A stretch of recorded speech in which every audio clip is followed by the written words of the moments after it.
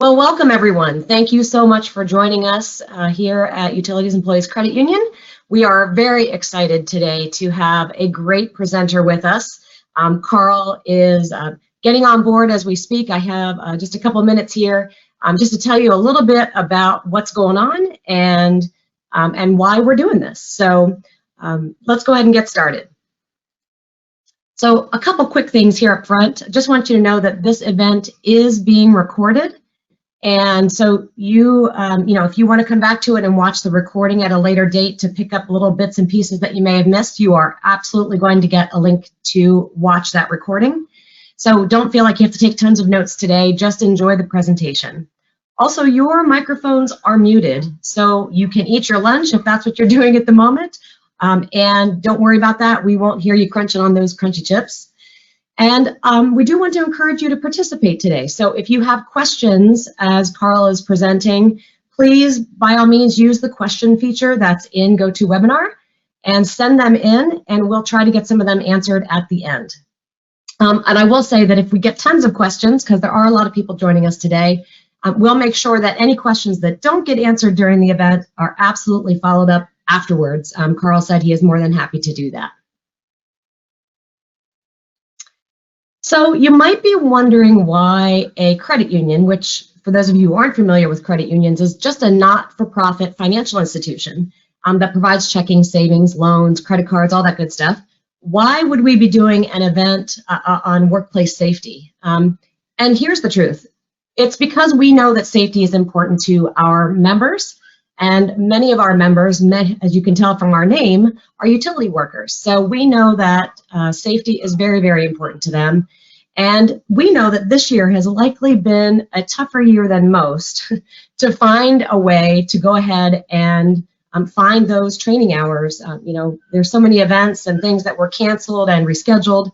So we're happy to be able to present this to you today and hopefully fill a gap that might have been a tough one to fill this year. So we do serve members, utility workers, and their families from all over the United States, 47,000 members, and we're just really happy to, you know, reach out and meet their needs, their financial needs, and, you know, a lot of ways that people may not expect, but we're virtual. So actually, we've been that way since 1934. We've always provided our services from one building in Wyomissing, Pennsylvania, to members in all 50 states, and we're happy to continue to do that. So the truth is, if you have one of these, you have our branch because it's in your pocket. So a little bit about how this safety thing makes sense, even coming from a financial service provider. This is a really important study that's done every year, and last year, PwC, formerly known as PricewaterhouseCoopers, did a study on workplace employees and finance and their feelings about those things. And this slide really speaks to me because, you know, we don't often think about how we manage our money as being a safety issue. And the truth is, it really is. In this case, 58% of the nearly 2,000 people that they surveyed at the beginning of 2020, so before all of the fun started, right? 58% of people said that money kind of stresses them out in general. And of that 58%, 50% of them, so 29% of the total people interviewed, actually said that it has become a distraction at work. So we know, because of the world that we live in finances and helping people manage their money, that this is something that sometimes gets overlooked as a safety issue. And, you know, we all do carry these in our pocket, right? So if you're getting phone calls from, you know, someone about a financial issue, and you're, you know, in a truck working a line, or just for whatever instance that you're in, that's not a great distraction to have during the workday. So we do recognize that safety is very important, and that managing your finances well can be part of that. So just a quick resource, and whether you're a member here at UECU or not, this webpage is available to the general public. And we just want you to, you know, feel free to share it as a resource. A lot of people have questions about money and they just don't even know, like sometimes they're even afraid to ask questions because they feel like they don't have smart questions to ask. So this resource is an online resource. It has short lessons, 5 to 7 minutes, can be done on your phone, on a tablet, on a PC, and it really just gives you basic knowledge in a broad number of categories when it comes to finances, from how to talk to your kids about money, to managing a checking account, a credit score, even to talking about money with your parents, if you might be helping them as they're aging. So I don't want to belabor the point because I want to get this event off and running for the safety topic that I know you came for. But do feel free to share this resource with others. And I just think you'll find that it's kind of eye-opening when you find out how many of your coworkers might be coming to work with the weight of personal finances on their shoulder and how much of a distraction that can be. This resource can help them overcome some of those things. So we just hope that you'll share it and enjoy it for yourself. So on to the safety topic at hand. I am so excited that we have Carl with us today. He has just really worked for such a very long time to help employers and employees create workplaces where it's difficult to get hurt. And we talk about safety all the time, and I just love that phrase, a workplace where it is difficult to get hurt. If that's not the basis of it, I don't know what is. So in 1992, after 17 years of working in electrical production, transmission, distribution, safety, and technical training, Carl became a consultant, a speaker, an author, and an advisor to utility, petroleum, and services companies of all sizes around the globe to help them improve their safety culture. You may have seen him at different events, and I hope that you'll have that opportunity to see him in person sometime. But today, we're going to bring him directly to you, and hopefully you'll enjoy this presentation. You'll get something out of it. Carl, I'm so happy to have you. Thank you so much for joining us today and sharing the wisdom of your many years working in these industries and specifically on safety. Thank you. It is such a pleasure to be here. I'm so glad. And I will apologize. I'm going to give them the backstory. I was an hour off, so I got a call a while ago and said, "Where are you?" And I'm ready. And they said, "Well, you better get on because we're ready to go." But I was ready. I was just, I thought it was an hour later. I'm in central part of the United States, and we're Eastern, and it goes back and forth all the time. So anyway, I appreciate that. And I tell you what, everything you said, I agree with. One of the things that I've seen over the last 30 years is that distraction of money. I mean, it's been a distractor for me. I don't care who you are. That's one of the things that can be a distraction, unless you just happen to be like Bill Gates and have it all. And, maybe, and he's probably even distracted by it to some degree. So one of the things is that, being with the credit union, I really appreciate you all sponsoring me to do this, and I hope to share something that will absolutely key somebody's thought off today that maybe will help them to make a better decision out there, and so that they can go home to their family at the end of the day uninjured, and that's the whole idea.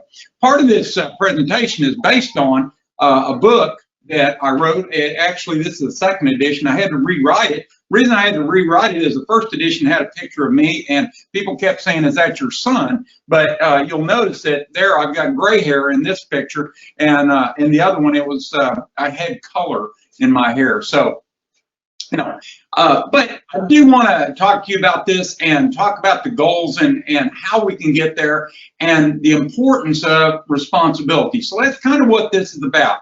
But to start with, you'll take a look up here behind me, and you see this picture, and no, this is not a picture of me and my crew, so I'm not that old. But back in the old days in the utility industry, especially the electric utility industry, we used to have different ways we did safety.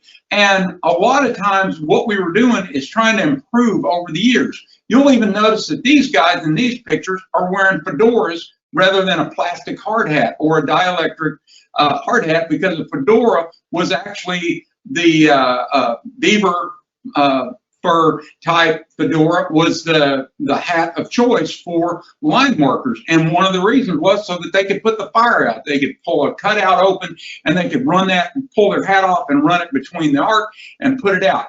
I mean, that's some pretty tough guys back then. So there was a lot of work going on. Now today we see not just men but women in the industry, in the electric utility industry, in the gas industry, and the water industry as far as utilities. And that's one of the things that in each one of those has its own hazards. And you have to understand that when it comes to working, whether you're construction like these guys or you're in the utility, keeping safe is the most important thing.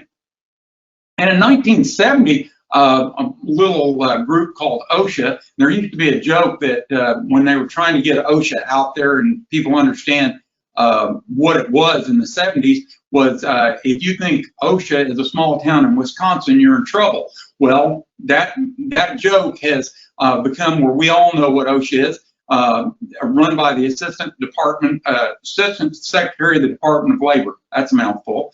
And the Department of Labor is a part of that. The whole goal of OSHA is to absolutely help us to work safe, to create whatever rules or guidelines that we can so that we do create a safe workplace. And that's really what it's all about when it comes to safety. Now, safety goals. I'm going to talk a little bit about those, but I've got a question for you. And the first question I've got is about safety, and we'll get that brought up. And you can answer the question there. I believe it's what is safety to you? And let's see, Janine, we've got, okay, I'm going to assume that question's going to come up here. There we go, right there, the poll question. Okay, what does safety mean? Select one of the following, and you start to look at that.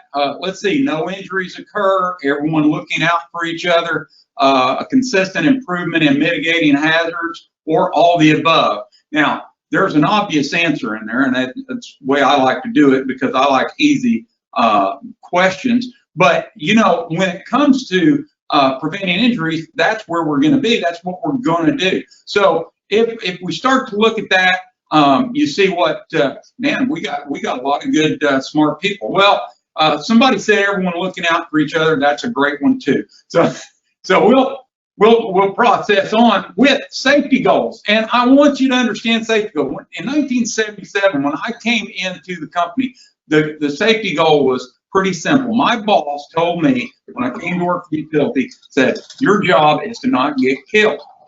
Now, you know, that's like, okay, to not get killed. That's real important. And I thought at the time, as an 18-year-old entering the industry, well, that's probably a good idea.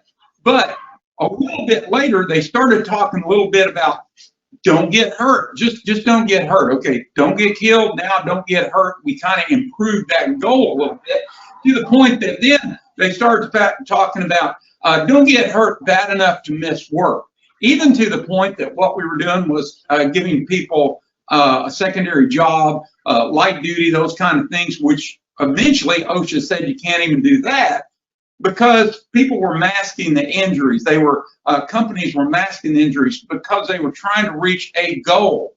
And so goals kind of got us in trouble a little bit, to the point that a little bit later, I started talking about goals when I became a consultant. And I had companies calling me and saying, how can we do this? How can we do that? How can we set better goals? And one of the goals I came up with was to absolutely have zero injuries. And that was one of the big goals. Now, the other thing they were asking me about was this. Do we set a goal of keeping injuries below the common industry levels? Now, a lot of companies go out there and look at that and they say, well, are we top quartile, or are we better than the guy next door? Are we better than the other companies, the other utility companies? And that's kind of a missing goal right there, that, you know, we're shooting for something that we're not shooting for the best goal, which is to not get anybody hurt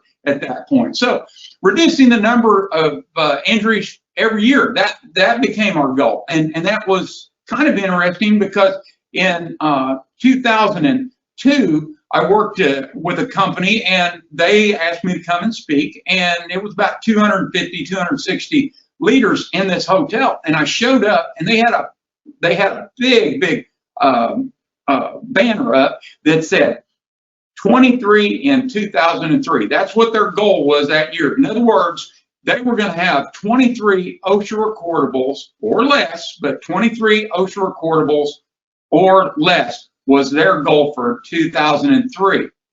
Now, this was 2002, December of 2002. They were prepping up for that. So when I walked in, little did they know I was a zero hero. I was trying to talk my clients into setting that goal that 0 injuries is possible and how to get there.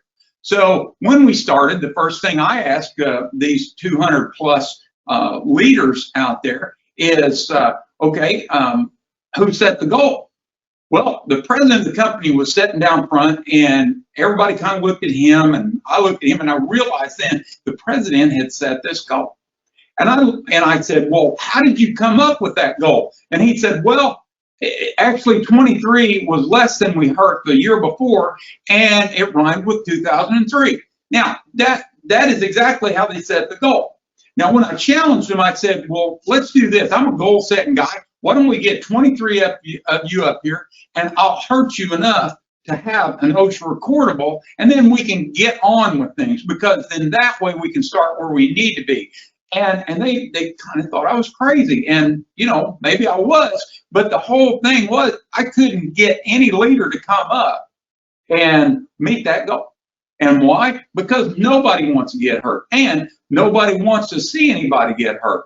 So we talked about it a little bit, and during that time, and the president finally, at the end of my presentation, and after we talked and I answered a few questions, he got up and he grabs a marker and he goes up to this big poster. They had this big banner, and he marked out the 23 and he put a big 0 with a slash in it, and he said, from now on, this will be our goal. The end result was some 3.5 years later, after we worked really hard with that company, and they worked hard. We advised them and worked with them. They were hitting 0 on a regular basis, to the point that they celebrated their first year without OSHA recordable. It was a big thing, and that is a big challenge. Now, and that doesn't mean that you have to completely throw away all your metrics. We always measure things because what we measure gets attention. But the target is 0. When I ran a crew, the whole thing was about, I didn't want anybody in my crew hurt. I certainly didn't want to get hurt. And our goal on the crew for every day was to go home at the end of the day uninjured. So we work that way. And I know you do too. So, but we got to think about how is it that we reach those goals. Now, target 0 injury is important that we have personally. We set that goal personally for ourselves. But what we have to do is have a combined goal. And Janine actually mentioned it there, and it is creating a workplace where it's difficult to get hurt. Think about it this way. I have a granddaughter. She's beautiful. She's 8 years old now. But when she was born, we were going to bring her to our home, and the first thing we did was what? Grandparents. We went out there and we went through the house, and we made sure that there wasn't anything in the house that could hurt that precious little granddaughter. And that was what was important. In other words, we made it difficult for her to get hurt. So let's say you're out there on the job site and you're working with somebody and they see you doing something unsafe. For instance, maybe you're backing a vehicle up and you're getting ready to back the vehicle, and there's somebody in the right seat that can get out and back you up and guide you. Well, the whole goal here is it's going to be hard to get hurt if somebody's backing you up, so they get out of the vehicle and back you up. That's just one of the key factors. Maybe what we're doing is we're following the rules of the road. We're maintaining that distance between the car in front of us so that we have stopping distance. We're hooking up our trailers, our utility trailers. We're hooking them up properly, and we're balancing the load of that trailer. We're tying down things properly. And when we see something that's not done, the trailer's not hooked up properly, or the equipment hasn't been boomed down properly, or whatever the material is we're hauling, we stop the person and say, hey, let's make this safe. So those are the kind of things. If it's hard, it's difficult to get hurt because each of us is looking out for each other, and we're taking that kind of responsibility, if you will. Now, at the end of the day, if we've done all that, then my big goal that I like to talk about is nobody gets hurt. When nobody gets hurt, guess what? You hit 0 injuries, and that's as simple as it is. But you first have to have a belief in it. That's one of the things you have to believe in it. So let's talk about this for just a minute on one of these other tests that I've got, test questions. This is a test question, real hard stuff here. But Janine will put that second question up for me now. And what are the barriers to not getting hurt? So let's talk about that for a minute. Could it be that a poor attitude towards safety, that's a barrier? Safety rules are ignored, or no stopping to correct or not stopping to correct the observed unsafe conditions? Or maybe all the above, you think? You know, kind of another one of those easy answers. If we start to look at it, we really have to understand that when we have a great attitude and safety rules are not ignored, and we stop to correct those conditions, it makes all the difference in the world. So let's look at question number 3 on the poll. And question number 3 is just the opposite of that. And we'll bring that one up.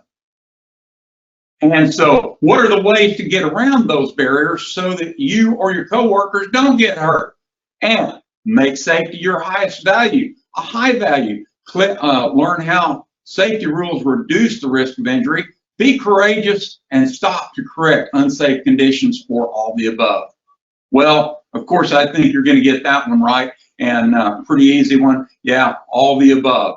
And it just is so important that we make safety that high value. We increase the value of safety, not to say that safety's first or safety is a priority, but safety is the highest value. In other words, when it doesn't matter where we're at, whether we're at home, whether we're on vacation, whether we're at work, it doesn't matter. We're going to make sure that people are safe. We're willing to step up and stop, and when we see or observe that condition that could hurt somebody. And at the end of that, whatever we're doing, nobody gets hurt. We've hit 0 injuries. See how that works? Kind of interesting how that does that. But one of the things that happens is we have to be prepared. And one of my favorite novelists out there, some of you may know if you follow my work, that I'm a pilot and I love to fly airplanes. I even have my little wings on here today. But I love to fly, and I teach people to fly. And one of the novelists that I read is a guy named Ernest Gann. Great guy. And he wrote a book called Fate is the Hunter. And in that book, one of the statements that I picked up on is this: fate is the hunter for those who are least prepared. And what he said in that, and he was talking about flying and aviation and stuff, but we can use that here in the utility industry or construction industry or whatever you're in. The fact is, you have to be prepared. Well, how do we get prepared? Well, the first thing we do is we plan for no injuries. We plan for it. No injuries, 0 injuries, we plan for that. In other words, we get it in our head, that's our goal, and we plan for it on each task we're going to do, each goal, each day, job we're on, and each day. In other words, that's our goal for the day. That's our plan of the day. And then the next thing we do, we train, and we gain the knowledge and skills that help us to do that. One of the things is that we want to make sure that when we're in a safety meeting, we're engaged in that safety meeting, and we're not distracted by what's going on.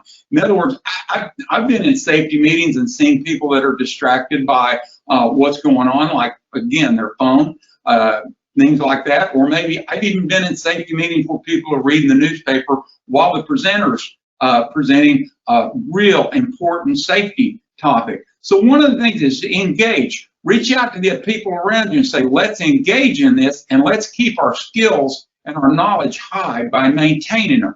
Because if you look at that, those 3 axes, right, those 3 bubbles right there, where they cross is actually where we get safety success. Somewhere in there. You know, a lot of people say, well, being lucky. Well, luck is where you make it. If we're really working hard at it, as Thomas Jefferson said, he said, the harder I work, the luckier I am. Well, in safety, it's the same way. When we focus on no injuries, when we have good skills and knowledge about safety and we want to learn those things, and then we maintain those skills and that knowledge and those abilities, then we wind up having a safe workplace.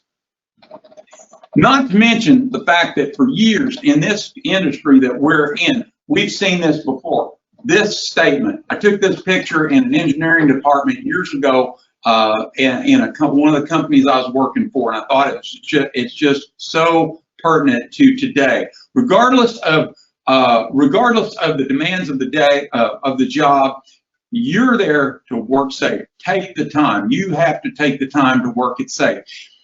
When I've investigated a lot of incidents or injuries or fatalities with companies, they call me and, hey, can you come help us out? We want to do this. One of the biggest things that I see is somebody rushed through a job. Hurrying is the worst hazard out there. And yet, at the same time, I see a lot of the safety manager or safety director, even the VP of operations is stating, I want you to take your time. So when it comes down to the crew level and we're out there working, if we see people rushing on the job, if we see an apprentice rushing and you're a journeyman, stop that apprentice and say, hey, I may have misled you before. It seems like you're rushing. Don't rush, because we want to get this job done and nobody gets hurt. That's our goal here. The work will get done, and that's the important part. Now, each of us does something every day, and that's what we decide. We decide whether we're going to rush to a job. We decide whether we're going to use our safety equipment. We decide how we're going to drive. Those are the kind of things that we decide on when it comes to safety. And each individual has that responsibility to step up. And I like what Michael Korda said about this. He said success on any major scale requires you to take responsibility. And in the final analysis, all successful people have the ability to take on responsibility. That's the bottom line. So if you're a successful person, it's probably because you do engage in responsibility. You're somebody who is willing to be held accountable, and people trust you, and you make good, solid decisions when it comes to your work to keep you and everybody else safe. Now, I'm going to walk you through a little model, and the model is in my book, as I said, Who is Responsible for Safety. It's one of the most powerful models I've seen, and I've used it for years here, but it really helps us understand what responsibility is. And in this model, you'll see that there are only two ways that you can take responsibility. And the first one is to be other-directed. The other is to be self-directed. Now, the other directed over here is you see an authority. The other side is you're autonomous, or you are in charge. Now, if you think about that for a minute, if you see somebody else in charge, like your boss is in charge of safety, then the old adage is that when your boss isn't around, you're going to do what you want to. So that's kind of how this is based. So kind of put this in your hat. If you're a parent or grandparent, you've seen this active in your kids and grandkids, your children and your grandkids, that as they progress through their adulthood and become a more mature thinker. So when it comes to safety, we have to think about it in this same way, because the person who is other directed, if you look at this, sees the authority and will comply with the authority as long as the authority is around, and then, or they're going to rebel against that authority. So they're going to take one of two tacks. That's the two kind of, you might say, personality traits of that type of person. But either way, the compliant person is going to resent having to follow the safety rule or do that, or they're going to rebel against it or resist. The rebellious one's going to resist it. So when they're not around, when the boss is not around or the police are not around, if you know there's no police officer on the side of the road with that gun, that radar gun, then you may speed through that area to get home quicker, and those kind of things. So it's kind of that authority thing, or anti-authority, if you look at it that way. And what happens is with those two people is it doesn't matter either way, they wind up getting revenge. In other words, they get revenge by becoming a victim and a persecutor. And if you think about it that way, they'll say, well, that police officer pulled me over. I got caught in a speed trap. Now, there are speed traps, and I'll agree with you on that. But at the same time, because here in Oklahoma, that's where I'm at, there are a lot of little towns, and they set them up, and they're really hard. But you get the drift. You get in there, and you know there's no police officers. You're going to go by as an authority. I know my son. He came home one day when he was 16, and he had him a pickup, and he'd been driving a little bit, and he'd actually got one speeding ticket. And he was pretty aggravated about that. And I said, well, son, you slow down, you don't get the speeding ticket. Well, he comes in one day into my office. He said, Dad, look what I got. And I saw it, and it was a box about this big, and it was a Fuzzbuster, and that's what he had on it. And some of you may remember those from back in the 80s, and actually the 70s and the 80s. They were real popular. And I said to him, I said, well, son, what is that? And, you know, playing dumb. And he said, oh, Dad, you know what that is. And I said, well, no, fill me in. He said, well, it's a Fuzzbuster, Dad. And I said, so what's that for? And he said, well, so that you know where the police are. And I said, well, why do you need to know where the police are? And he said, well, you know, Dad. And I said, oh, so you can speed, so you can break the speed limit. And he goes, well, Dad, that's not a good. I said, okay, son, let's do this. Let's just take that back where you got it and get your money back. Oh, he was so upset. He said, but Dad, I don't want to take it back. I want it. And I said, you need to take it back. And later he found out why, because he found out that the police officers will actually, if you've got a Fuzzbuster on board, they're probably going to give you a ticket anyway. And so the bottom line is that he was trying to break the law, but I was focusing on with him and talked to him about it. I said, the reason that the speed limit is set like it is in most cases is because the road hazards. And so as you go down a 2-lane road, it's going to be slower. If you're on a 4-lane dual divided, the speed limit may be very high, like down in Texas, places like that where it's 80 miles an hour because it's deemed a safe road. But when you get off the road, you got the fences and things are right up next to the road, it actually comes down. We see a school zone. A school zone drops to 25. We need to know that because there's children out there and other people, so picking up their kids, and we need to be slowing down for that. So those are the kind of things we're looking at. But my son, he just kind of, you know, he saw it as an authority. Later on in life, when he was almost 30 years old, he came up and he said, Dad, I see now the wisdom of not wanting to just break the speed limit. And today you ride along with him and he drives the speed limit. He's got a different mentality about it, and I'll say that for him. Now, the other thing is autonomous. Okay, so let's move from, we got the other, and then now we've got the autonomous. And if you look at the autonomous thing, the autonomous responsible person, they see it and they accept the consequences. They either agree or disagree with what the consequences are with their decision. And when they look at that, they accept those consequences. They say, you know, that was me. So you get pulled over by the police officer, and what they say is, you know, hey, I shouldn't have been speeding. And I did get pulled over several years ago by a highway patrolman, and I was a little bit surprised. But I bought this vehicle. It was new to me. It wasn't new. It was new to me. And I was headed from Tulsa, Oklahoma down to Dallas. And I was on the turnpike. And I always, at that time, I'm going to admit it, I drove 5 miles an hour over the speed limit because a highway patrolman had told me. He said, just set your speed limit 5 miles over. So I did. And I have it set, and I'm driving down through there, and I meet a highway patrolman, and I never hit my brakes or anything. And all of a sudden, he turned around and came back. And I said to him, I said, when he came up, he said, you know why I pulled you over? I said, well, honestly, I don't. And he said, well, you were speeding. And I said, well, the reason I was going 80 was because the speed limit's 75. And one of your buddies years ago when I was with the utility company had told me if I drive 5 miles an hour over the speed limit, you guys won't give me a ticket. And he kind of laughed and he said, well, that's actually kind of true. He said, it's a rule of thumb.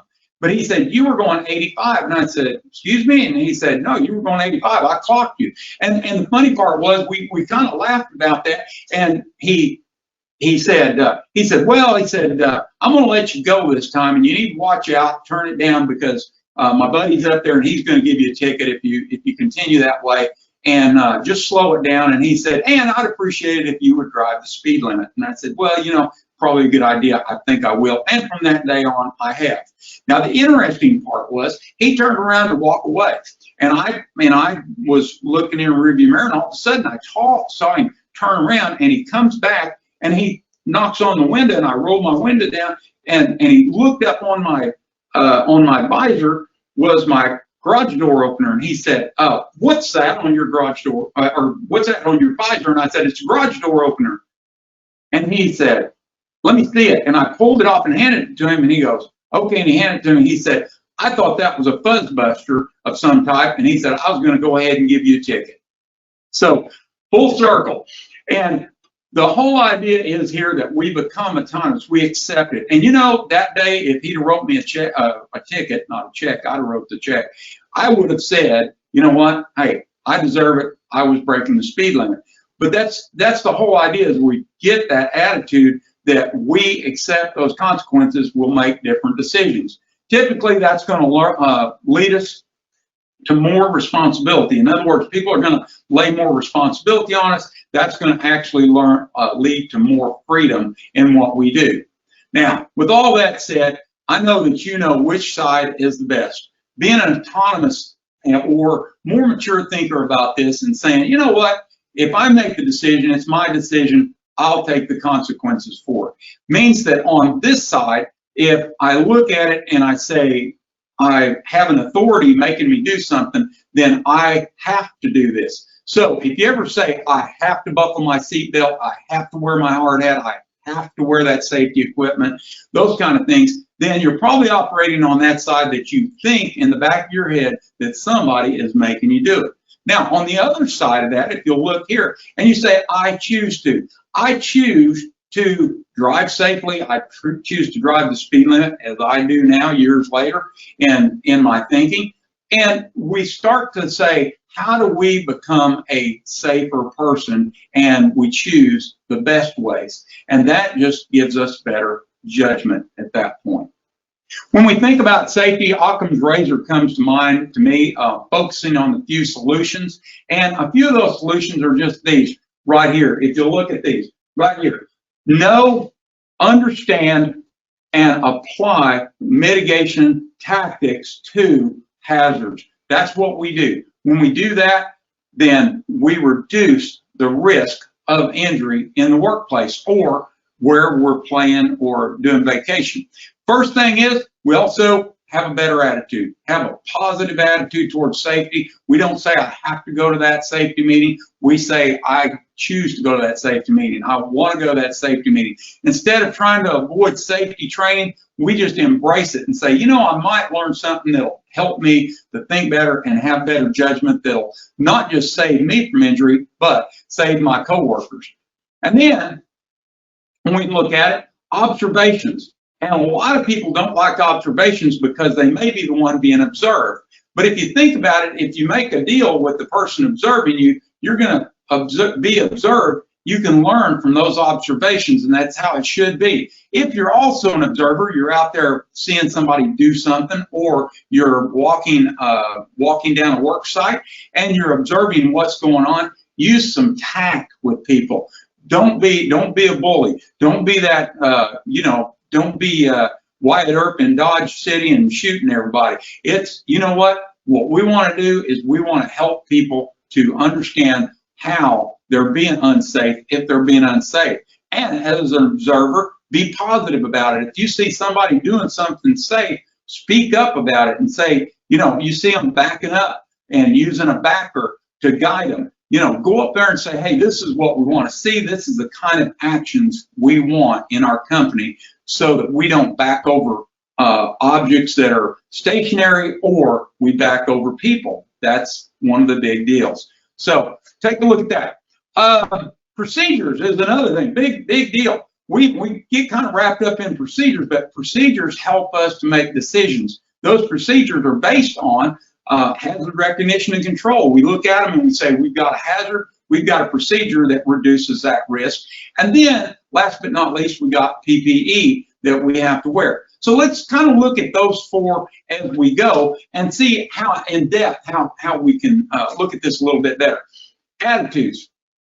When we have an attitude, we got to believe, first of all, we got to believe that we can work safe. That is so important to having a great attitude towards safety, is just having that belief. And then decide to act like a safety professional. Be a safety professional. Most of you have enough safety training in your job. If you are a journeyman, for instance, journeyman level in your job classification, then guess what? You could be a safety person anywhere else because you know what the safety, how to do that job safe. So you could be in the safety department. So you really are a safety professional when you kind of get that in your head and start thinking about it that way. And take responsibility and engage in safety. Take responsibility, step up, be courageous, and not a bully, but just be courageous and say, hey, I see Carl, I see you're getting ready to get hurt, or that's going to damage some equipment, and stop me and talk to me about it, rather than just walking off and saying, there he goes again. Step up and let's make it a safe workplace. And then be willing to be held accountable. That's such a key thing. You just got to have the mentality that it's okay, hold me accountable for what I'm doing. Might not be fun when somebody points out something you're doing, like maybe you not wearing your hard hat and they say, hey, you need to get your hard hat on. Just, you know what? Turn to them and say, thank you, I appreciate that. Appreciate you doing that. If somebody has to keep telling you to do things safe, then that might be one of those times when you really think about it in your head that maybe you need a little bit of a head check on your attitude, because maybe you're one of those people that's on the responsibility side of seeing others as an authority. So you need to come to the autonomous side of safety. And then expect the same from your leadership and your coworkers. When you're out there, expect your leaders to support safety and expect your coworkers to do that. If you're all doing that together, then the culture is going to change, and your safety culture is going to be one that's positive, a positive safety culture. Remember this, every company has a culture, has a safety culture. The question is it a positive one or is it a negative one? Or is it one that was positive and it's going towards the negative? Or is it a negative one going towards the positive? Those are the kind of things I work with a lot. And part of that is the individuals. The individuals that make up the culture or the company make up the entire culture as it is. So it's important for each of you to have that positive culture of your own and have a great attitude. Now, let's look at observations and how they work. Observations. Keep your eyes on path. Hey, there you go. That's one. Just as you're walking, as you're going, keep your eyes open, looking for stuff that needs to be corrected. The other one is see an unsafe condition, stop and take action. Make it safe. Don't just leave it. The other one is participate in walkthroughs. If you are at a location like an operations center or something like that, hey, go to your boss and say, next time you do an operations center inspection, you might be surprised when you tell him that, I'd like to walk through that. And it's very interesting, and you'll learn a lot about safety and what people are looking for. And then avoid distractions. Obviously, avoiding distractions is really avoiding distractions like your cell phone or finances by working with the credit union and those kind of things. Because when you're working with somebody that can help you to reduce that distraction, makes a big difference. Promote undistracted activities. So promoting those is you become a promoter. Now think about that for just a minute. If you're thinking like a safety professional and you're also promoting no distraction. So you see somebody walking and they're reading. Say they've got a piece of paper or something like that in their hand, or like a notebook, and they're walking down the hall. Just stop and say, hey, just wanted to point out for a minute that you don't have your eyes on path. And trip and slips, trips, and falls, as we like to say in the safety business, is the #1 reason people get injured on the job, and has for years. In fact, it's 60% or more of those of the injuries come from that, and 15% of the 60% are actually fatal. So we want to reduce those. So keep your eye on path, observe people, observe what's going on around you. And then procedures. Thing a little bit about procedures is learn your safety procedures for your job. Learn what those procedures are. Study them. If you're a professional in what you do and you want to be a professional, you want to be thought of as professional, know those procedures.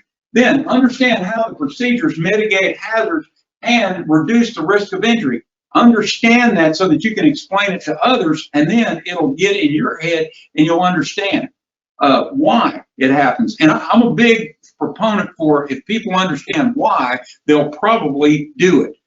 Just like me, I wear a seatbelt every time and have for years. But it was a bottom line, it was at a safety meeting that it clicked for me. I resisted wearing a seatbelt years ago until a highway patrolman explained that he had never pulled a dead person out of a car wreck that had a seatbelt on, except one time, he said. And in that case, it was a guy who had a Kleenex box in the back of his car, and when he slammed the brakes on it, it came up and it severed his spinal column at his neck and killed him instantly. Now, that was a weird deal, and he explained that, and he said in that same way, the car that he was driving had a low back seat and didn't have any protection to keep things from the back from hitting people in the head like our modern cars do. So that was kind of a lesson for me, and I said, wow, I said, you know, that's just a good idea. I should wear my seatbelt. And from that time on, I always buckled up and always had the people in the car buckle up with me. And because I didn't want to see them injured or killed. So it kind of gets with you after a while, once you understand. So, and then apply the procedures. This is a big deal. I tell you what, I've got a book that I wrote too that I'll show you. Well, if I have a copy, yeah, here it is. Right here, copy of my book, I Am Safe. And one of the things that I Am Safe that I said in that book was, you know what, there's a gap between knowing and doing, because we know what to do, but we forget. I'm just as bad as anybody else. I have to focus on that and know what to do, because I'm a human being just like everybody else, and we make mistakes. But hopefully the mistake we make is not the one that'll get us hurt.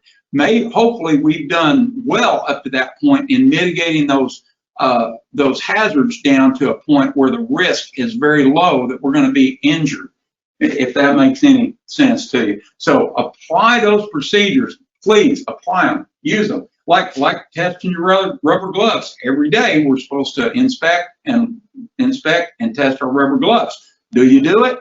You know, that's the kind of thing we've got to be doing. Promote the use of procedures with your leadership and coworkers. Promote it. Really get with them and want to promote that. Be a positive force in your company with regards to procedures. And then seek to improve the procedures. Get on those committees that improve the procedures, that review the safety book, your safety rule book and your safety rules every year. Get with them and say, hey, I want to participate in this, and you'll learn more and you'll understand more, and it'll make you even safer.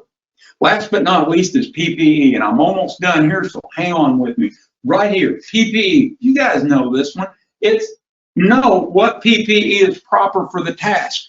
Boy, that's a big one, because I know when I first started, we had a pair of safety glasses, or we had a pair of goggles, and that pair of goggles was used for everything. We later learned that there's goggles for chemicals, there's goggles for grinding, there's goggles. Now, face mask is better than goggles for grinding. In other words, what's proper? What will be that thing that keeps us from going to the hospital? What's that one thing that'll keep us going home at the end of the day uninjured? And that's the PPE is the last line of defense. So if we're not wearing it, we're in trouble. If it's not proper, that could also get us injured. So take a look at that. Understand why it's proper. Why is it the right PPE? Just understand that part of it. Gloves. There's a glove for everything anymore. Why is that? Because each one of the gloves mitigates a certain hazard, like chemical gloves versus leather gloves. dielectric gloves that we use in the electrical industry versus just rubber gloves that you wash dishes with, those kind of things. I did some work in Africa and was doing an assessment in Tanzania with Tanesco, the electric company there. And you wouldn't believe some of the rubber gloves that they were using. And as I looked at that, I was just astonished at how they were using these gloves and what kind of gloves they were using as dielectric gloves. And, you know, folks, we're so blessed with OSHA and the way we have our rules that we have to have those tested every 6 months in the utility industry, and that we're given the time to look those over and get really good gloves. Those folks are trying to make it safer, and they're doing with what they got, but boy, it's a real eye-opener when you look at that. Wear proper PPE. There's one for you. Follow the procedures, wear your PPE. No brainer right there. All right? Promote others wearing their PPE. If you see somebody not wearing their PPE, speak up. It's okay. If you see them, they don't have their safety glasses on, do one of those, say, hey, need your safety glasses on. Yeah, they might look at you kind of aggravated, but they're not aggravated with you. They're aggravated with themselves. And remember that, because they're a little bit embarrassed. Continue to seek more comfortable PPE and effective PPE. Again, you probably have a committee in your company that actually has a PPE committee. Don't you want to be on that committee? Look for PPE. Now, not every piece of PPE can be used by your company because your supervisors and your safety department have to approve the PPE. So if you bring a piece of PPE in that you say, well, I want to use this, well, your company has to approve that. That's an OSHA regulation. So that's one of your learning tips for the day. And then, last but not least, we are what we repeatedly do. Excellence then is excellence is not an act, but a habit. In other words, when we practice safety excellence over and over again, we wind up with excellence, safety excellence. And safety excellence is what gets us to that zero injury every year. But every year comes from doing it with every task, every day, every week, every month, and so on and so forth, until at the end of the year, we can say we hit zero injuries and nobody got hurt. This is Carl Potter. I really appreciate your time and your effort in being on this call today. I'm looking up there, there's about 80-something people, I believe, on. I'm not sure. Janine, can you come That's about on right. here? Actually, Carl, I'm going to chime in here. This is Greg from Utilities. Hey, Greg. How are you, buddy? I'm good. Yeah, I just wanted to just mention that, you know, when we first connected with Carl, Janine and I believe, you know, about 3 or 4 months ago, we just want to thank him for being open to partnering with us on this particular venture. You know, I know it's a different medium than what Carl is typically presenting in. Janine and I and some other members of the team here at Utilities Employees Credit Union have had the opportunity to attend quite a few events and visit a lot of locations all over the country. One of which in particular really opened up my eyes over the course of the last 15 years was a visit to the International Lineman Rodeo in Kansas City. And I had observed a trail of human beings lined up out the door in that particular venue, you know, looking to participate in these, you know, training sessions. And, you know, over the course of the last 15 years, both Janine and I have, you know, been, you know, received the honor of having great relationships with outstanding families and awesome employees within this industry. And I can't tell you how many times we look at each other and we thank one another, or, you know, we say how thankful we are to have the relationships we have with the members that we have here. Just an amazing industry. The families are fantastic, and some of the stories that we've received, you know, mostly good, and some of the bad ones that we've heard from, you know, some of the associations that we support, like Line Life Foundation and the National Sisterhood of Utility Journeyman Linemen, the NSUJL. They stick with you, and this topic is very important to us. You know, Janine and I have been part of a lot of events where, you know, we are really trying to make sure that the people that we serve across the country are protected, and the families are well aware of our intention of making sure that workplace distractions are at a minimum, and what we can provide from a financial services perspective, you know, is supporting that whole philosophy. So I want you to understand how important this is to us today. We really do love our members. We love the people in this industry, and we are, you know, thankful for every day that we have the opportunity to support the 500 plus companies and 47,000 members of Utilities Employees Credit Union. So with that, I'll hand it over to Janine. Yeah, Ditto to that. Everything that he just said, I agree with 100%. Yeah. Carl, we actually have a couple of questions that came in, and I know we have just a couple of minutes here. Oh, Let me that's run through them quickly. And if we can't get to all of them, we'll come back and I'll make sure you get that for after the event. Okay. Here's a great question. So what is your approach to change or influence the mindset of someone who simply believes that zero injuries is not possible? Well, that's a good one, and I've worked with that a lot.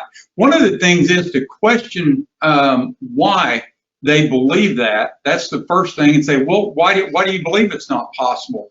And they'll give you a lot of reasons. Well, this will happen or that will happen. Okay, well, what if we focus in a short term? And that's the big deal, is that short term, because complacency sets in throughout the day. So that's why we have to stop and make sure that we're on track and that we're all together in the goal that we have.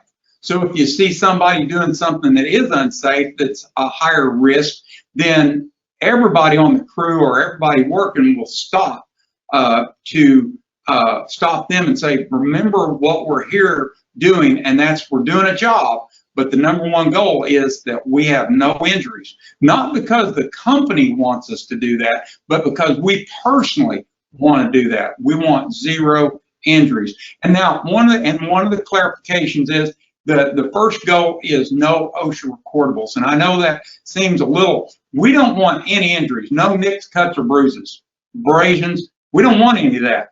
We don't want damage to equipment, things like that. Those are all part of that. And when we start focusing on that, that's really when we start to see that reduction of OSHA recordable injuries. And that's why I've seen many of my clients who actually started with saying, that's not possible years ago, to this day. Today, in matter of fact, I don't know of a company now that actually has a goal that's not zero. That is the goal of most companies. So that belief, it's part of the discussion. And I always love that challenge when somebody says, well, I really don't believe it's possible. Well, why do you not believe it's possible? And then we have that discussion. But they have to have that belief and that hope that it is possible, because it might be one of their coworkers that's injured or fatally injured that they have to deal with. Yeah. Yep. Well, thank you. We are running up against our time, and I want to be respectful of everyone's time who's joined us today. So I just want to part with a couple quick things. First of all, a big thank you to Carl for spending the time with us today, especially with a little bit of scramble there in the beginning. Communication across time zones is always a challenge. So thanks for jumping on and working with us, Carl. We appreciate that. One quick note I wanted to mention is, if you, as the attendees today, if you work in the utility industry or the energy industry, and you yourself are going to school this fall, or you have kids who are attending secondary education this fall, we actually just released our scholarship contest for the year. Wow. So please take a look at uecu.org/scholarship. And see if you or your family members might be eligible for that. I just got kids through college not too many years ago, and I know $3,000 can go a long way. So hopefully that's something that'll be worth your while to take a look at. Again, thank you so much for your questions. The ones that we didn't get to today, I'll be sure to pass on to Carl so he can reach out to you. Again, thank you all for your attention today, for attending this event. We are just so grateful for you and the work that you do, and we know that it can be dangerous, and we hope that you'll take the messages that you've learned today back to your coworkers and share a little bit with them about being personally responsible for their safety and for those around them. So again, thanks so much for your time, and we look forward to seeing you in the future. Have a great day, everybody.